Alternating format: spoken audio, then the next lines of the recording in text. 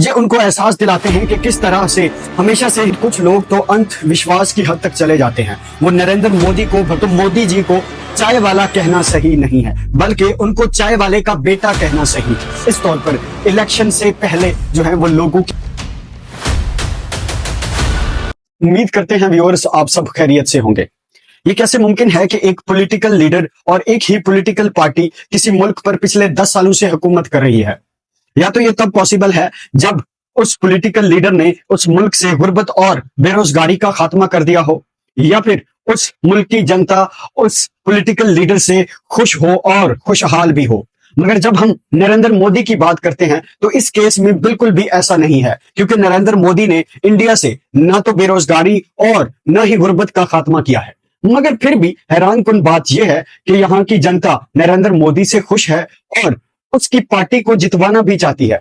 वहां पर मौजूद कुछ लोग तो अंधविश्वास की हद तक चले जाते हैं। वो नरेंद्र मोदी को भगवान और राम का अवतार मानते हैं, खुद को नरेंद्र मोदी का भक्त कहते हैं। तो दोस्तों ऐसा इसलिए है कि नरेंद्र मोदी और बीजेपी ने मिलकर इंडिया की मेजर पॉपुलेशन जो कि हिंदू है उसको टारगेट किया, उसका ब्रेन वॉश किया। और ब्रेन वॉश करने के लिए उन्होंने गोदी मीडिया, व्हाट्सएप और कुछ ऐसी एक्टिविटीज करवाई जो कि मिनॉरिटीज और हिंदू के दरमियान इंतशार का सबब बनी। तो सबसे पहले हम बात करते हैं गोदी मीडिया, जिसमें कुछ एंकर शामिल हैं। तो एक इंसिडेंट हुआ जिसमें 2 साधुओं और उनके एक साथी का मर्डर हुआ।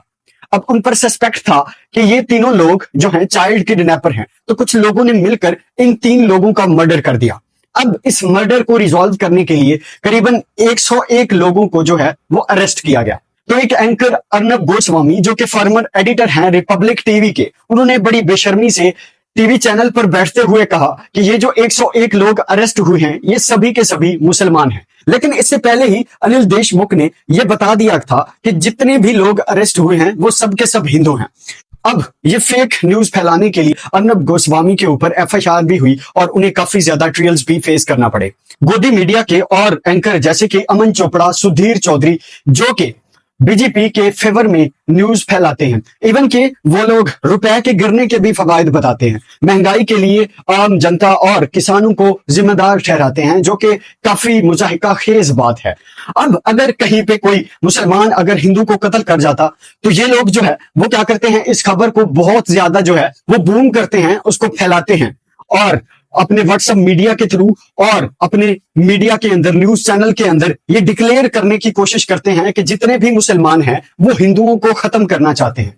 जबकि जब ऐसा होता है कि कोई हिंदू मुसलमान को कत्ल करता है तो इनकी जबानों को चुप लग जाती है, ये उस खबर को नहीं फैलाते। हालांकि अगर एक मुसलमान हिंदू को कत्ल करता है और इसका मतलब है कि सारे के सारे मुसलमान एक जैसे हैं और वो हिंदुओं को खत्म करना चाहते हैं, तो जब एक हिंदू मुसलमान को कत्ल कर रहा है तो इसका मतलब भी ये होना चाहिए कि सारे के सारे हिंदू मुसलमानों को खत्म करना चाहते हैं। मगर ऐसा हरगिज नहीं है। सबके सब लोग जो एक धर्म में होते हैं वो बराबर नहीं होते हैं, एक जैसे नहीं होते हैं। तो आखिर इस नफरत फैलाने की वजह क्या है? तो इसकी समझ हमें तब आएगी जब हम दूसरे पॉइंट पर जाएंगे जो कि व्हाट्सएप माफिया है, कि व्हाट्सएप माफिया के थ्रू किस तरह ब्रेन वॉश किया जाता है। अब आगे बढ़ने से पहले मैं आप सब लोगों से रिक्वेस्ट करूंगा कि यार चैनल को सब्सक्राइब कर दें। मैं आइंदा भी इस किस्म की इंफॉर्मेटिव वीडियोस आपके लिए लाता रहूंगा। अब इस व्हाट्सएप माफिया के थ्रू मुख्तलिफ किस्म के फेक मैसेजेस जो हैं वो लोगों को फॉरवर्ड किए जाते हैं हिंदुओं और बाकी मिनॉरिटीज के दरमियान नफरत फैलाने के लिए।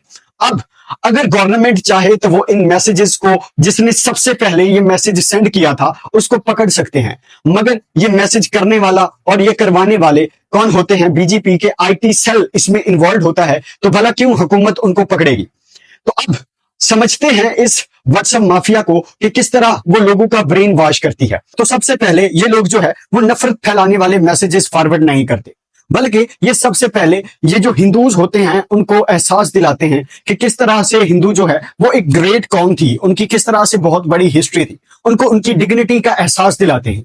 फिर दूसरे नंबर पे ये उनको एहसास दिलाते हैं कि किस तरह से हमेशा से हिंदुओं पर जुल्म होता आया है और किस तरह से उन्होंने गुलामी की जिंदगी जी है, जिसमें जरा बराबर भी सच नहीं है, बल्कि ये सब की सब स्टोरीज हैं और झूठ है। बल्कि हिंदुओं ने एक बेटर लाइफ जी है, वो हमेशा से गुलाम नहीं रहे हैं।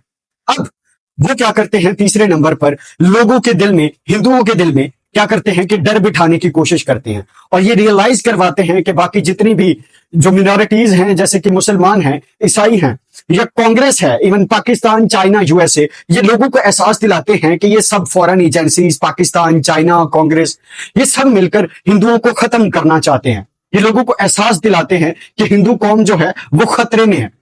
तो अब इस खतरे को मिटाने के लिए वो लोगों को कुछ ऐसे मैसेज फॉरवर्ड करते हैं जिनमें वो मोदी जी को मसीहा बनाकर पेश करते हैं और बताते हैं कि सिर्फ मोदी जी ही हैं जो कि इस कौम को जो है वो डूबने से या तबाह होने से बचा सकते हैं। एक मसीहा के तौर पर मोदी को पेश किया जाता है और एहसास दिलाते हैं उन मैसेजेस के थ्रू कि सिर्फ मोदी जी ही हैं जो इस धर्म को बचा सकते हैं, जो इस धर्म की हिफाजत कर सकते हैं। वो मोदी को क्या करते हैं कि भगवान और राम का अवतार करार देते हैं और इस किस्म के मैसेजेस खास तौर पर इलेक्शन से पहले जो है वो लोगों के अंदर काफी ज्यादा फॉरवर्ड किए जाते हैं ताकि वो क्या है कि सिर्फ मोदी जी को ही मसीहा माने और सिर्फ उसे ही वोट डालें, जिसकी वजह से जो लोग हैं वो इस जो साजिश है उसमें इजीली ट्रैप हो जाते हैं और उनका इजीली जो है वो ब्रेन वॉश हो जाता है और फिर उन्हें इस बात की कोई फिक्र नहीं रहती कि उनके यहाँ गुर्बत है, बेरोजगारी है, बल्कि उनको अपनी कौम को बचाना होता है। तो इसलिए चाहते हैं कि सिर्फ मोदी जी ही जो है वो इस हुकूमत में रहें और मोदी जी ही हम पर हुकूमत करें और वही जो है हमें लीड करे। और इसी तरह मोदी जी को महान बनाने के लिए कुछ और चूरन भी लोगों को बेचे जाते हैं, जैसे कि मोदी जी अपने आप को बहुत ही गरीब खानदान का करार देते हैं और कहते हैं कि वो बचपन में चाय बेचा करते थे ट्रेन के डब्बों में। हालांकि इसमें इतना सच नहीं है।